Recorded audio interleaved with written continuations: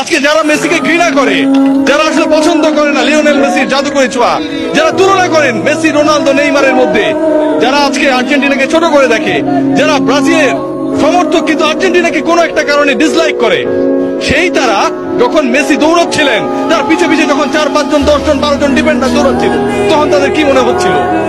পিছে পিছে দৌড়ায়, ধরতে পারে না, আগে পরে সামনে বিভিন্ন জায়গায় যায়, বল আটকাতে পারে না।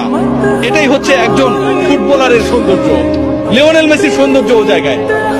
একজন ফুটবলার একটা দলকে, একজন ফুটবলার কোটি কোটি মানুষের স্বপ্নকে তার ছোট কাঁধে কিভাবে ক্যারি করেন সেটা আমরা দেখেছি।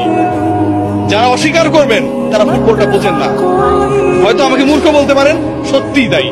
ব্রাজিলিয়ান কিংবা অন্য কোনো দেশের সমর্থকরা যারা অপছন্দ করেন, যারা আসলে লিওনেল মেসির এই জাদুর ছোঁয়ায়, মন্ত্রমুগ্ধতায় আটকাতে চান না, যারা লিওনেল মেসির এই অবদানকে, একজন ফুটবলার পুরো দলটাকে কিভাবে গড়ে তুললো, স্বপ্ন দেখালো, এগিয়ে নিল, শেষ পর্যন্ত জয়ের প্রান্তে, জয়ের সেই সুন্দর একটা জায়গায় পৌঁছে দিল, সেই জায়গাটাকে যারা আসলে বিশ্বাস করেন না, তারা আসলে ফুটবলের সৌন্দর্যই বোঝেন না।